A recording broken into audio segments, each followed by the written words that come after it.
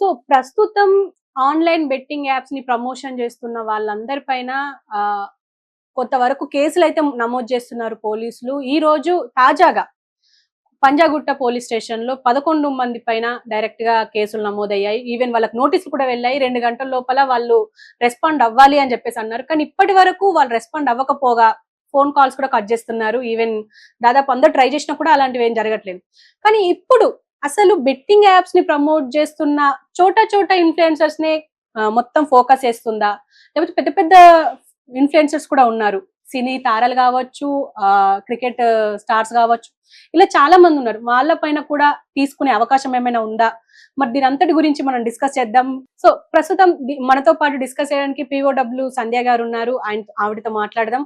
నమస్తే మేడం. నమస్తే madam, online betting అనేది నేరమే ఖచ్చితంగా. కానీ ఇప్పటి వరకు మనకు చిన్న చిన్న ఇన్‌ఫ్లుయెన్సర్సే మనకు తెర మీద కనిపిస్తున్నారు. మరి పెద్ద పెద్ద ఇన్‌ఫ్లుయెన్సర్స్ మనకెందుకు కనిపించట్లేదని మీరనుకుంటున్నారు? అసలు భారతదేశంలో ఆన్లైన్ బెట్టింగ్ బ్యాన్. అవును. అసలు ఇది బెట్టింగ్ అనేది బ్యాన్ అయినా క్రికెట్ బెట్టింగ్లు చూసాం, రకరకాల బెట్టింగ్. ఇది రాను రాను చిన్న చిన్న వస్తువులు కొనుగోలుకు కూడా బెట్టింగ్ల వ్యాపారం. మా దగ్గర 2 లక్షలు ఉన్నాయి, అయినా సరే పలానా 5 లక్షల వస్తువు కొంటాం అనడం, మనీ మొబిలైజ్ చేయడం, ఈ రకంగా బెట్టింగ్లలోకి వెళ్ళడం, మేము కొన్నాం మీరు కూడా కొనండి అని చెప్పడం. ఇట్లా ఆన్లైన్ బెట్టింగ్లు, ఇన్ఫ్లుయెన్సర్స్, చిన్న చిన్న అదే వృత్తిగా చిన్న చిన్న యూట్యూబర్స్ ఫస్ట్ యూట్యూబ్ మొదలు పెడతారు, దాంట్లో ఆన్లైన్ బెట్టింగ్లు చేస్తారు. ఇట్లా రకరకాలుగా అసలు మేము ఏంటా కథ అని తెలుసుకుంటుంటే చాలా విషయాలు బయటపడుతున్నాయి. అసలు ప్రపంచంలో స్పోర్ట్స్ చుట్టూ బెట్టింగ్లు అన్ని చోట్ల సాగుతున్నాయి. యూరోప్ అంతా కూడా ఫుట్బాల్ ఇట్లా క్షణాల్లో పెడతారు. ఫుట్బాల్ కానీ లేదా స్పోర్ట్స్ మెయిన్ క్రికెట్, అన్ని అన్ని ఆయా దేశాల్లో ఏ స్పోర్ట్స్ పట్ల జనాలకి క్రేజ్ ఉంటుందో ఆ స్పోర్ట్స్ లో ఈ బెట్టింగ్స్ నడుస్తాయి. ఇట్లా నిమిషాల్లోనే పెడతారు. అది $20 పెడితే అది $100 అయిపోతుంది. $100 అయింది కదా అని ఈసారి $500 పెడతారు, పోతాయి. అట్లా ఈ బెట్టింగ్లలో వచ్చే వాళ్ళకి కొంత అయితే, పోయే వాళ్ళకి ఎక్కువ. ఏ జూదాలైనా అంతే. పేకాట ఆడితే వచ్చినప్పుడు వచ్చి పోవడం అంటే వచ్చిందని అలా ఎగబడి చేస్తారు, కానీ చాలా మందికి పోతుంది. అది మనం పేకాట్లు తెలుసుకున్నాం. చాలా మా చిన్నప్పటి నుంచి పేకాట ఆడి ఇలా నష్టపోయారు అనేది కూడా మేము విన్నాం. అట్లా ఏ జూదమైనా, ఏ బెట్టింగ్ అయినా ఆఖరికి అది వ్యసనంగా మారిందంటే దాంట్లో కొంతమంది నష్టపోక తప్పదు. కానీ ప్రజల బలహీనతల్ని సొమ్ము చేసుకుంటే తప్ప కొంతమంది బతకలేరు అన్నట్లుగా ఈ వ్యాపారాలు తయారైనాయి. అంటే ప్రజలకి ఎన్ని బలహీనతలు ఉన్నాయో అన్ని బలహీనతల్ని సొమ్ము చేసుకుందాం అన్నట్లుగా ప్రభుత్వాలు తగలబడుతున్నాయి.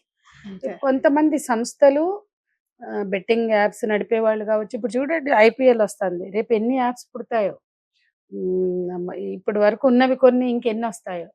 అందుకని ఇవాళ ఏదో 11 మందికి నోటీసులు ఇచ్చి షో చేస్తే కాదు, ప్రతిదీ ప్రభుత్వాలు షోనే. వాళ్ళు వాటిని నిర్మూలించాలి, నిరోధించాలి అనే పద్ధతుల్లో ఎప్పుడూ లేరు.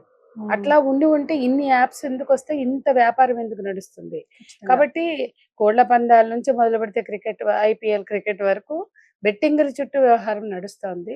ఈ బెట్టింగ్ల వ్యాపారాలని కంట్రోల్ చేయాల్సిన బాధ్యత పాలకులదే, ప్రభుత్వాలదే.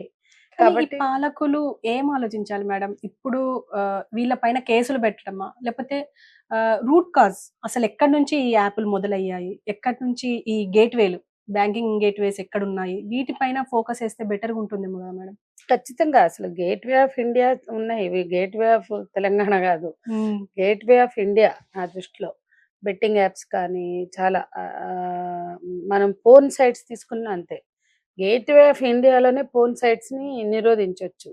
అట్లా కాకుండా ఏ రాష్ట్రంకి ఆ రాష్ట్రం ఎంతవరకు చేస్తుంది? కాబట్టి గేట్‌వే ఆఫ్ ఇండియాలోనే కంట్రోల్ చేయాలి. అట్లా కాకుండా లోకల్‌గా ఆయా స్టేట్స్‌లో ఎక్కడన్నా జరిగితే వాటిని కూడా కంట్రోల్ చేయాలి. ఇప్పుడు ఈ బెట్టింగ్ యాప్స్ రకరకాలుగా రూపాలు మారుతున్నాయి. మనం చూస్తున్న యూట్యూబ్ ప్రమోటర్స్, చిన్న చిన్న యాక్టర్లు, చిన్న చిన్న యూట్యూబర్స్ చేసే ఇన్ఫ్లుయెన్సర్స్ చేసే మార్కెటింగ్ అని అనుకుంటే తప్పు. అవి చిన్న స్థాయి. ఇంకా పెద్ద స్థాయిలో కూడా జరుగుతున్నాయి అనేది వార్తలు వస్తున్నాయి.